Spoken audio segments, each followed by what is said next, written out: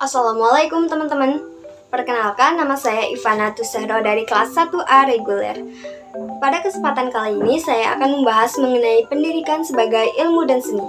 Ada 4 topik yang akan kita bahas kali ini. Yang pertama, pendidikan sebagai ilmu dan seni.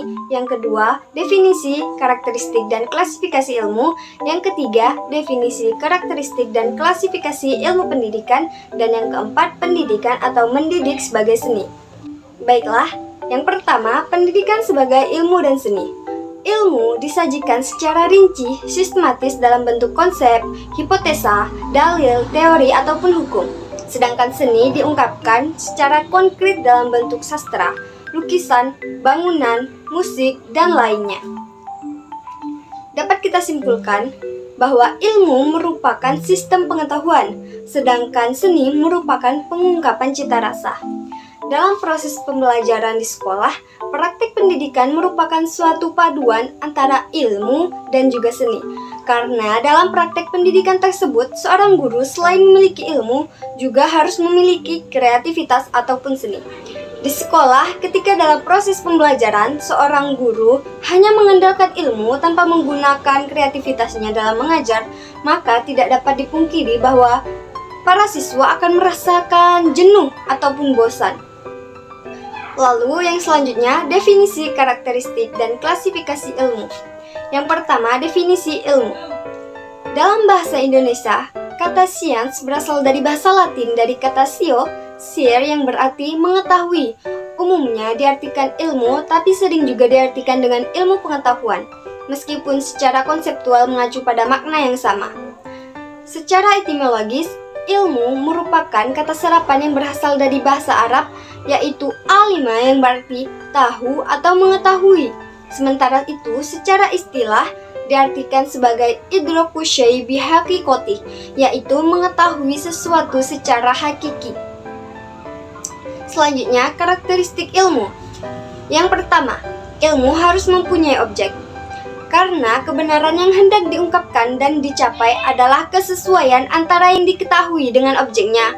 Kesesuaian itu mungkin tidak seluruh aspek objeknya, tetapi sekurang-kurangnya harus sesuai dengan salah satu atau beberapa aspek dari objeknya.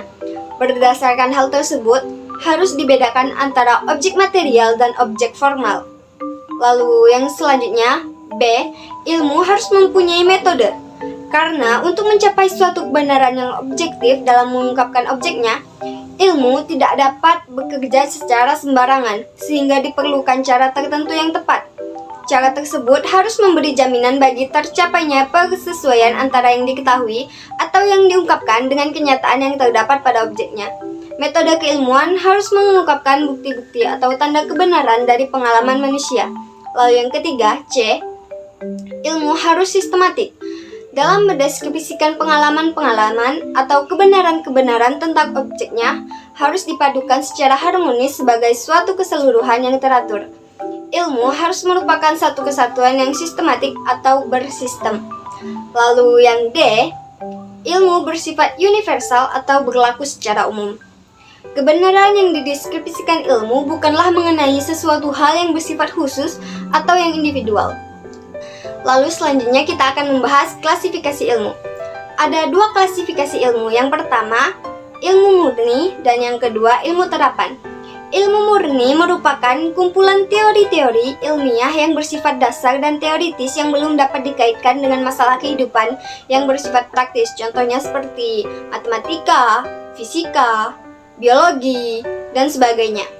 Lalu ilmu terapan merupakan aplikasi ilmu murni kepada masalah-masalah kehidupan yang mempunyai manfaat praktis. Contohnya seperti ilmu pangan dan teknologi, bioteknologi, arsitektur, dan informatika.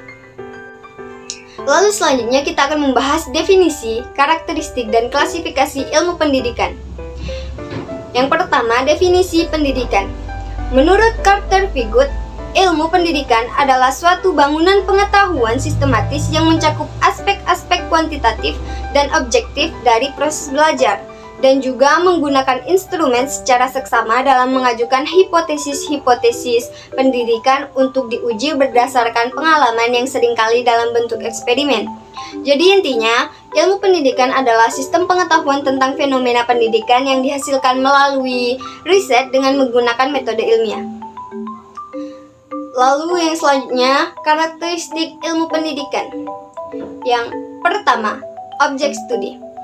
Objek material ilmu pendidikan adalah manusia. Lalu objek formalnya adalah fenomena pendidikan, yaitu fenomena mendidik dan fenomena lain yang berhubungan dengan kegiatan mendidik. Lalu yang B, metode. Ilmu pendidikan menggunakan metode kualitatif atau metode kuantitatif. Penggunaan metode tersebut tergantung pada masalah atau objek penelitiannya. Lalu yang C, isi ilmu pendidikan. Sebagaimana ilmu-ilmu lainnya, ilmu pendidikan dapat berupa konsep, aksioma, postulat, prinsip, hukum, teori, dan model. Dalam hal ini, ilmu pendidikan bersifat objektif, deskriptif, preskriptif, yang disajikan secara rinci dan sistematis. Ilmu pada umumnya bersifat deskriptif, tetapi ilmu pendidikan tidak hanya bersifat deskriptif, melainkan juga normatif. Lalu D, fungsi ilmu pendidikan, yaitu menjelaskan, memprediksi, dan mengontrol. Yang E, ilmu pendidikan menggunakan ilmu-ilmu lain sebagai ilmu bantu. Lalu yang selanjutnya adalah klasifikasi ilmu pendidikan. Menurut Langenfeld, klasifikasi ilmu terbagi atas dua. Yang pertama, ilmu mendidik teoritis yang meliputi ilmu mendidik sistematis, sejarah pendidikan, dan ilmu perbandingan pendidikan. Lalu, yang kedua, ilmu mendidik praktis yang meliputi didaktik atau metodik, lalu pendidikan dalam keluarga, dan pendidikan gereja atau lembaga keagamaan. Nah, sedangkan menurut Reja Mudia Harjo, ilmu pendidikan diklasifikasikan sebagai ilmu pendidikan makro dan ilmu pendidikan mikro. Ilmu pendidikan makro terdiri atas ilmu pendidikan administratif, ilmu pendidikan komparatif, ilmu pendidikan historis, dan ilmu pendidikan kependudukan. Lalu ilmu pendidikan mikro terdiri atas ilmu mendidik umum dan ilmu mendidik khusus. Lalu yang selanjutnya, pendidikan atau mendidik sebagai seni. Pendidikan adalah suatu kegiatan yang melibatkan aspek kreativitas, improvisasi, spontanitas, dan inspirasi. Pendidikan antara lain dapat dipelajari melalui ilmu pendidikan. Namun demikian pendidikan praktek pendidikan atau mendidik juga adalah seni. Alasannya bahwa praktek pendidikan melibatkan perasaan dan nilai yang sebenarnya di luar daerah ilmu. Sehubungan dengan itu, Gilbert Hyatt mengibaratkan praktek pendidikan sebagaimana orang melukis sesuatu, mengarang lagu, menata sebuah taman bunga, atau menulis surat untuk sahabat. Sedangkan menurut Gallagher, seni mendidik itu merupakan keterampilan jenius yang hanya dimiliki beberapa orang dan mereka tidak dapat menjelaskan secara sistematis bagaimana mereka mempraktekkan keterampilan itu. Nah, pengakuan pendidikan sebagai seni tidak harus menggoyahkan pengakuan bahwa pendidikan dapat dipelajari secara ilmiah. Idealnya, pendidikan adalah aplikasi ilmu dan sekaligus seni. Sekian dari saya, terima kasih.